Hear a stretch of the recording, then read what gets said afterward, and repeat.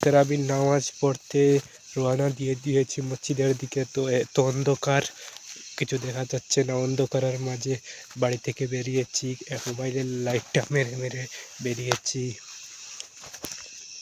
তো ব্লগটা করছি, এত ঠান্ডা লাগছে, এই দেখতে পাচ্ছ সোয়েটার পরেছি, ঠান্ডা লাগছে। তো তোমরা যদি চ্যানেলে নতুন হয়ে থাকে চ্যানেলটি সাবস্ক্রাইব করবে, করে পাশের বেল আইকনটি বাজিয়ে রাখবে, আর কমেন্টে তোমাদের মতামত জানাবে। এখানে অনেকগুলো শসা রাখা আছে, শসাও খেয়েছি ইফতারের সময়। শসা আছে, এরপরে অনেক কিছু খেয়েছি, দেখতে পাচ্ছ ঘরের অবস্থাটা। এই দেখো, ইফতার মানে সেহরি খাওয়ার জন্য কলা এনেছি বাজার থেকে। এই দেখো ইফতারের সময় ছানাও খেয়েছি, দেখতে পাচ্ছ। এই দেখো বেগুন ভাজাও খেয়েছি ইফতারের সময়, দেখতে পাচ্ছ। এইগুলো ইফতারের সময় খেয়ে থাকি আমরা প্রতিদিন। তো প্রতিদিন বলতে গেলে এবার রমজান মাসে 2টা রোজা গিয়েছে।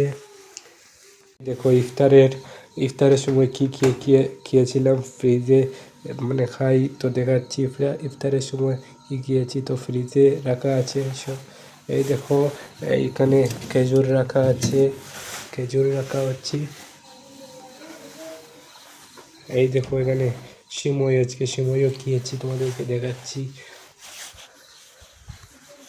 হ্যালো, আসসালামু আলাইকুম, welcome back to my channel.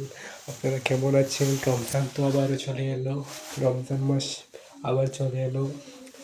Ramzan মাসের জন্য সবাইকে অনেক অনেক, সবাই রমজান মাসটা যেন ভালোভাবে কাটাও। সবাই রমজান মাসে ভালো কাটাও, ভালো খাও, ভালো কিছু করো।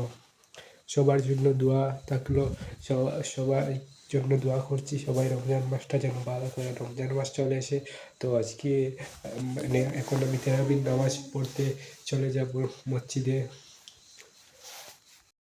সারাদিন রোজা ধরে না খেয়ে থেকে মানে ক্লান্তি হয়ে যায়। তো সারাদিনের ক্লান্তি, প্রথমে জল খেতে হয়। তো জল না খেলেই হুট করে কিছু খেয়ে হলে পেটে গ্যাস হয়ে যায়। মানে প্রথম রমজান মাসে খুব মানে কী করেছিলাম, জল না খেয়েই হুট করে খেয়েছিলাম, কচুরি ছানা খেয়েছিলাম, পরে খুব পেটে গ্যাস হয়েছিল।